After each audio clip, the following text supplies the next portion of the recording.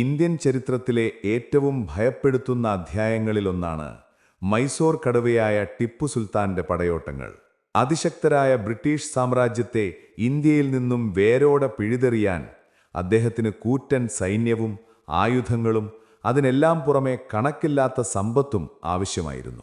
അപ്പോഴാണ് മലബാറിലെ നാട്ടുരാജാക്കന്മാരും പുരാതന ക്ഷേത്രങ്ങളും നൂറ്റാണ്ടുകളായി കാത്തുസൂക്ഷിക്കുന്ന രഹസ്യനിധികളെക്കുറിച്ചുള്ള വിവരങ്ങൾ സുൽത്താന്റെ ചെവിയിലെത്തുന്നത്.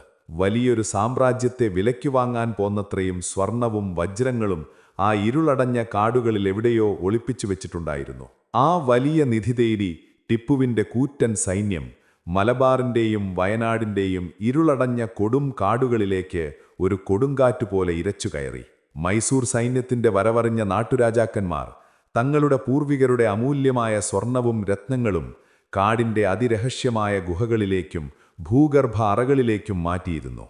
എന്നാൽ നിധി കണ്ടെത്തുക എന്നത് സുൽത്താന്റെ ജീവൻ മരണ പോരാട്ടമായിരുന്നു. കൊടും കാടുകളിലെ ഓരോ മരച്ചുവടും ഓരോ പുരാതന ക്ഷേത്രങ്ങളുടെയും തറകളും അദ്ദേഹത്തിന്റെ സൈന്യം കുഴിച്ചു നോക്കി. ക്രൂരമായ വേട്ടയാടലുകൾക്കും ചോദ്യം ചെയ്യലുകൾക്കുമൊടുവിൽ ആ വലിയ രഹസ്യം സുൽത്താന്റെ മുന്നിൽ വെളിപ്പെട്ടു.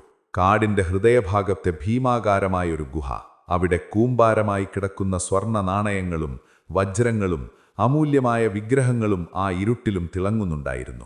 എന്നാൽ ആ നിധി സ്വന്തമാക്കാൻ കാവൽക്കാരായ നിരപരാധികളുടെ ചോര ആ മണ്ണിൽ വീഴ്ത്തേണ്ടി വന്നു. തങ്ങളുടെ ജീവനേക്കാൾ വിലപ്പെട്ട ആ നിധി സംരക്ഷിക്കാൻ നിന്നവരെ മുഴുവൻ സുൽത്താന്റെ സൈന്യം കൊന്നൊടുക്കി. ആ സ്വർണത്തിലാകെ നിരപരാധികളുടെ ചോര പടർന്നിരുന്നു. ചോര പുരണ്ട ആ വലിയ നിധി നൂറുകണക്കിന് ആനകളുടെ പുറത്തേറ്റ് മൈസൂരിലേക്ക് കൊണ്ടുപോകാൻ സുൽത്താൻ ഉത്തരവിട്ടു. എന്നാൽ ആ നിധി കാടിറങ്ങുന്ന സമയത്ത് വെട്ടേറ്റു വീണ ഒരു വെളിച്ചപ്പാട് തന്റെ അവസാന ശ്വാസത്തിൽ സുൽത്താനെ ശപിച്ചു. നിരപരാധികളുടെ ചോരയിൽ കുതിർന്ന ഈ സ്വർണം നിന്റെ സാമ്രാജ്യത്തെ രക്ഷിക്കില്ല. ഇതൊരു ശാപമായി നിന്നോടൊപ്പം വരും.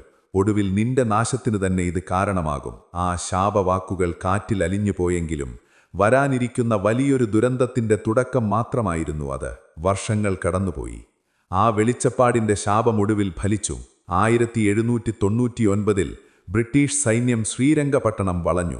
പരാജയമുറപ്പായ ആ അർദ്ധരാത്രിയിൽ ശത്രുക്കളുടെ കയ്യിൽ ആ വലിയ നിധി കിട്ടാതിരിക്കാൻ ടിപ്പു സുൽത്താൻ അതിക്രൂരമായൊരു തീരുമാനമെടുത്തു.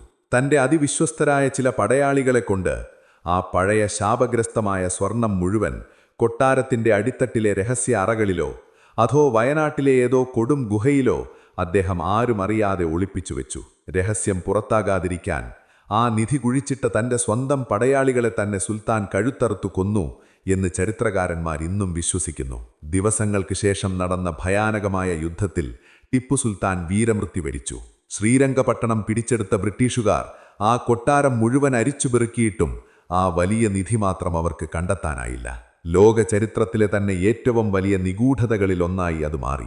ഇന്നും ടിപ്പു സുൽത്താന്റെ ആ ചോര പുരണ്ട നിധി ഏതൊക്കെയോ കാട്ടുഗുഹകളുടെയോ കോട്ടകളുടെയോ ഇരുളിൽ ശാപങ്ങളുടെയും കൊല്ലപ്പെട്ട പടയാളികളുടെയും ആത്മാക്കളുടെ കാവലിൽ ആരെയും കാത്തുറങ്ങിക്കിടക്കുന്നുണ്ട്. നിധി തേടിപ്പോയ പലരും പിന്നീട് തിരികെ വന്നിട്ടില്ല എന്നാണ് പറയപ്പെടുന്നത്.